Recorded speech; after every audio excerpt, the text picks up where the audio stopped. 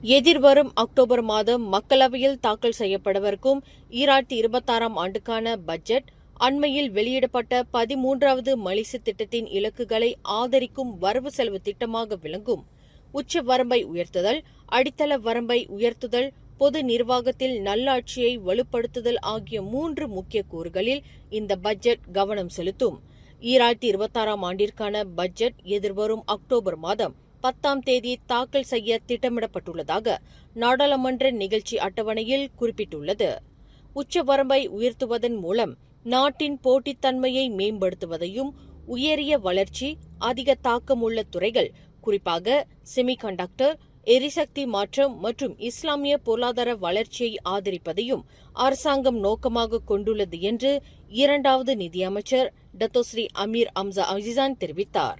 மேலும் செய்திகளை தெரிந்து கொள்ள கீழே இருக்கும் பெல் பட்டனை அழுத்துங்கள். உங்கள் மகிழ்ச்சியை வெளிப்படுத்த லைக் மற்றும் ஷேர் செய்யுங்கள். தொடர்ந்து திசைகளோடு இணைந்திருக்க சப்ஸ்கிரைப் செய்யுங்கள்.